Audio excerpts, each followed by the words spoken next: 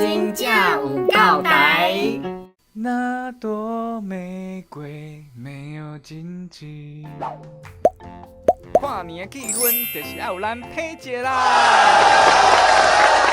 但是演唱会门票买无，是要安怎？不过，就算偌想要听配节唱歌，讲拍票你千万别买哦，无别人就会甲你当作是潘娜。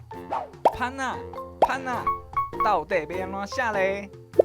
潘娜写做潘娜，傻瓜凯子的意思，就是讲你毋捌人情世事，定定开大钱，互人骗去做 ATM。潘这个字是家己借字，本身无意思。傻瓜凯子嘛有人叫送潘的，这个送就有愚笨傻瓜的意思哦。